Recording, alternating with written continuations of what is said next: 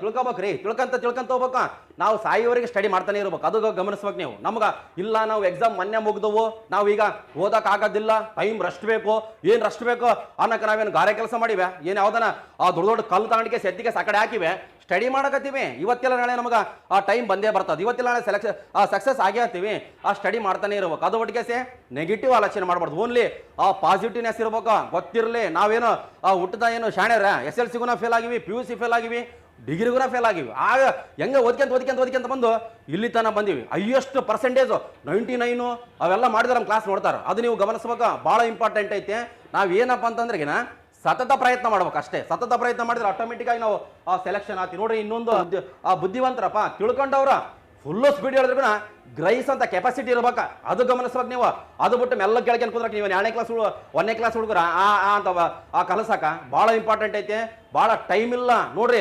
Already ನಾವು 50% IAS ಮುಗಿದ್ಬಿಟ್ಟದಲ್ಲ, ಎಷ್ಟು ಸ್ಪೀಡಾಗಿ ಮುಗಿದದ. ಕರೆಕ್ಟಾಗಿ ಓದ್ಕೇರಿ, ನಿಮ್ಗೆ ಆಟೋಮೆಟಿಕ್ ಆಗಿ ನೌಕರಿ ಬಂದೇ ಬರ್ತದ. ಸರಿಯಾಗಿ ನೋಡ್ರಿ, ನಮಗಿಲ್ಲಿ ಹಿಂಗೆ ಗೊತ್ತಾಗ್ತವೆ, ಏನು ದೊಡ್ಡದಲ್ಲ. ನೀವೇ ನಮಗೆ ತಿಳಿಸ್ತೀರಿ ಹಂಗಲ್ಲ ಸರ್ ಹಿಂಗಂತಕೆಸೆ. ಒಂದು ಏನು ನಾವು ಅಳವಡಿಸ್ಕೋಬೇಕಂತ ಕೊಟ್ರೆಗಿನ ನಮ್ಮ ಹತ್ರ ಅಹಂಕಾರ ಕ್ರಿಯೇಟ್ ಆಗ್ಬಾರ್ದು. ಅದು ಗೊತ್ತಿರ್ಬೇಕು. ನನಗೆಲ್ಲ ಗೊತ್ತಾಯ್ತು ಬಿಡು ಅನ್ಬಾರ್ದು. ನಮಗೆಲ್ಲ ಗೊತ್ತಿದ್ರೆ ಸೆಲೆಕ್ಷನ್ ಎದಕ್ಕಾಗಿಲ್ಲ ಅಂತ ಒಂದು ಪ್ರಶ್ನೆ ಮಾಡ್ಕೋಬೇಕು, ಅದು ತಿಳ್ಕೊಬೇಕು. ನಮಗೇನು ಗೊತ್ತಿಲ್ಲ ಅಂತಾನೆ ಆ ಸ್ಟಡಿ ಮಾಡ್ಬೇಕಪ್ಪ ನಾವು. ಇಲ್ಲ ನನಗೆ ಅದು ಓದಿನಿ ಇದು ಓದಿನಿ ಎಲ್ಲ ಮುಗಿಸಿನಿ ಅಂತಂದ್ರೆಗಿನ ಆಟೋಮೆಟಿಕ್ ಮನಸ್ಸುಗಳು ಬೇರೆ ಕ್ರಿಯೇಟ್ ಆಗಿಸೆ ಮುಂದೆ ಓದಕ್ಕೂ ಆ ಮನಸ್ಸು ಬರೋದಿಲ್ಲ. ಆ ಅಹಂಕಾರ ಆಟೋಮೆಟಿಕ್ ಡೌನ್ ಇರ್ಬೇಕು ನಮ್ಮ ಹತ್ರ. ಸೆಲೆಕ್ಷನ್ ಲೀಸ್ಟ್ನಾಗ ಹೆಸರು ಬರತನ ಮಾತ್ರ. ಅದು ಬಿಟ್ಗೆಸೆ ಇಲ್ಲ ನಾನು ಎಲ್ಲ ಗೊತ್ತು ನನಗೆ, ಅದು ಹಂಗಲ್ಲ ಇದು ಹಿಂಗ ಅಂತ ಕುಂತ್ರೆಗಿನ ಯಾವನು ಕೇಳ್ತಾನೆ ನಿಮ್ಗೆ? ಹೌದಿಲ್ಲ, ಮಾತಾಡ್ಸಂಗಿಲ್ಲ ಯಾರು. ಅದು ಗೊತ್ತಿರ್ಬೇಕು, ಭಾಳ ಇಂಪಾರ್ಟೆಂಟು. ಪೀಸ್ಫುಲ್ ಆಗಿರ್ಬೇಕು.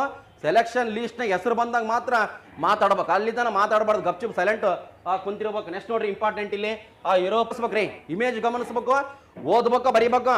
ಪೆನ್ ಹೆಂಗಿರ್ಬೇಕಂದ್ರೆ 2 ದಿನಕ್ಕೆ ಒಂದು ರಿಫಿಲ್ ಕಲಾಸ ಆಗ್ಬೇಕ. ನೀವು ಒಂದು ತಗೊಂಡ್ರೆಗಿನ 2 ತಿಂಗಳು ಮಾಡ್ತಾವೆ ಕೆಲವೊಂದು. 2 ತಿಂಗಳು ಆಗ್ಬೋದು, 3 ತಿಂಗಳು ಆಗ್ಬೋದು. ನಮ್ಮ ದೋಸ್ತ ತಗೊಂಡಿದ್ದ 6 ತಿಂಗಳಿಗೆ ಒಂದ್ಸಲ ಆ ಪೆನ್ ತಗೊಂತಿದ್ದ. ನಾವು 2 ದಿನಕ್ಕೆ ಒಂದ್ಸಲ ಪೆನ್ ಮಸಿ ಸಾಕ ಖಾಲಿ ಆಗ್ಬೇಕು. ಆ ನಮ್ಮನೆ ಬರೆಯಂತ ಕೆಪಾಸಿಟಿ ಇರ್ಬೇಕು.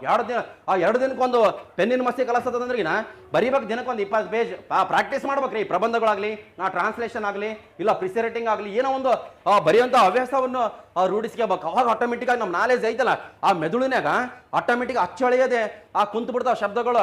ಇಲ್ಲ ನೀವು ಪೆನ್ನೇ ಬರೆಯಂಗಿಲ್ಲ, ಸುಮ್ಮನೆ ಕಡೆ ಮಕ್ಕಳಿಂದ ಕಾಲ ಆಡಿಸ್ಕೊಂತ ಓದ್ಕೊಂಡು ಕುಂತ್ರೆ ಕೆಲಸ ಆಗೋದಿಲ್ಲ. ಹೌದಿಲ್ಲ, ಕರೆಕ್ಟಾಗಿ ಕುಂತ್ಕೆಸೆ ಬರೆಯೋದು ಕಲೀರಿ. ನಾವು ಎಷ್ಟು ಓದ್ತೀವಲ್ಲ ಅಷ್ಟೇ ಬರೀರಿ, ಭಾಳ ಇಂಪಾರ್ಟೆಂಟ್ ಐತೆ.